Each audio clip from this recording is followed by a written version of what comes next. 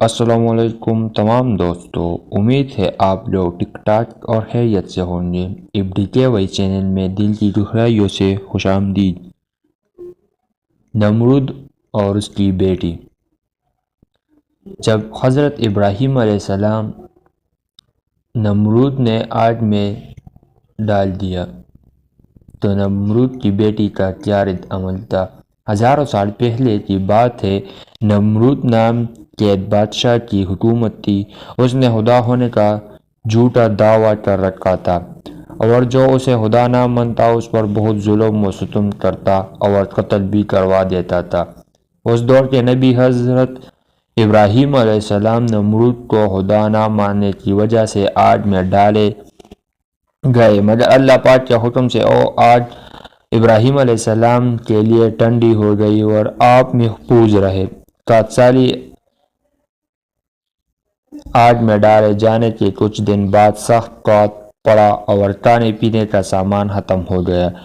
لوگ نمرود کے دربار میں جا کر اناج کی درخواست پیش کرتے، جواباً نمرود ان سے اپنے خدا ہونے کا اقرار کرواتا۔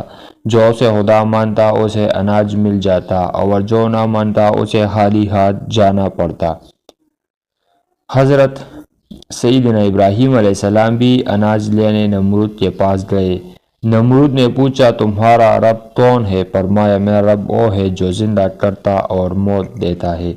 یہ سن کر نمرود بولا، یہ قدرت تو میرے پاس بھی ہے۔ یہ کہہ کر اس نے 2 قیدی بلوائے، ایک کو چھوڑ دیا اور ایک کو قتل کروا دیا۔ ابراہیم علیہ السلام نے نمرود کی کم عقلی دیکھ کر فرمایا، میرا رب مشرق سے سورج کو نکلتا ہے، اگر تو خدا ہے تو مغرب سے سورج نکل کر دیکھ۔ یہ سن کر نمرود حیران ہو گیا اور کوئی جواب نہ دے سکا۔ کچھ دیر بعد اپنی شرمندگی مٹانے کے لیے بولا، میرے پاس اناج نہیں ہے، جاؤ اپنے رب سے جا کر اناج مانگو۔ اناج کا تھیلا۔ ابراہیم علیہ السلام نمرود کے دربار سے نکل آئے اور گھر کی طرف چل پڑے۔ راستے میں ریت کا ایک تھیلا نظر آیا۔ ابراہیم علیہ السلام گھر والوں کو خوش کرنے کے لیے اسے ریت سے ایک تھیلا بھر کر گھر لے آئے اور سو گئے۔ اللہ کی شان دیکھے کہ حضرت ابراہیم علیہ السلام کی بیوی حضرت سیدنا سارہ رضی اللہ تعالیٰ عنہ نے تھیلا کھولا تو وہ آٹے سے بھرا ہوا نکلا۔ انہوں نے فوراً روٹیاں بنائیں اور آپ کو جگایا۔ روٹیاں دیکھ کر ابراہیم علیہ السلام بولے، یہ کہاں سے آئے؟ انہوں نے کہا، یہ اسی آٹے سے بنائے ہیں جو آپ تھیلے میں بھر کر لائے تھے۔ ابراہیم علیہ السلام سمجھ گئے کہ اللہ پاک کی طرف سے ریت آٹے میں تبدیل ہو گئی۔ چنانچہ ابراہیم علیہ السلام نے اللہ پاک کا شکر ادا کیا۔ فرشتہ اور نمرود۔ ادھر اللہ پاک نے انسانی شکل میں ایک فرشتہ نمرود کے پاس بھیجا۔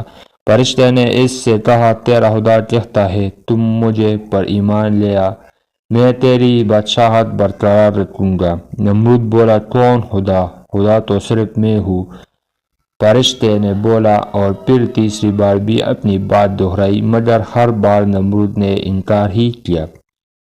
مچھروں کی فوج۔ نمرود کی اس سرکشی کا نتیجہ یہ ہوا کہ اللہ پاک کی طرف سے مچھروں کی فوج نمرود کے لشکر پر مسلط ہو گئی، جس نے لشکر کے تمام افراد کا گوشت کھا کر سارا خون پی لیا اور ان کی صرف ہڈیاں باقی رہ گئے۔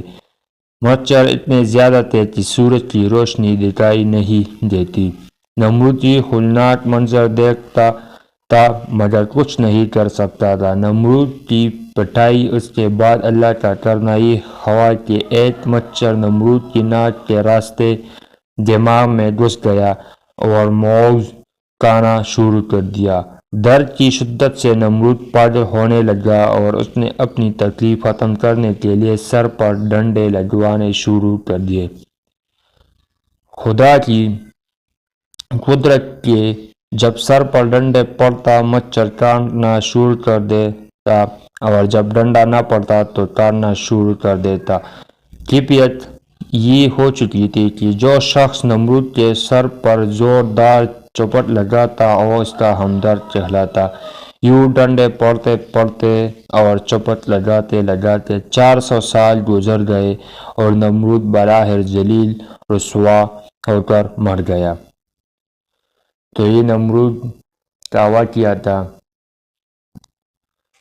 جب اس نے حضرت ابراہیم علیہ السلام کو آگ میں ڈال دیا، اور حضرت ابراہیم علیہ السلام کو جب نمرود نے آگ میں ڈال دیا تو فرعون نمرود کی بیٹی نے رات کو خواب دیکھا جو ایک خوفناک خواب تھا۔ پھر اس کی ایمان اور بھی مضبوط ہو گئی اور اپنی ایمان برقرار رکھی۔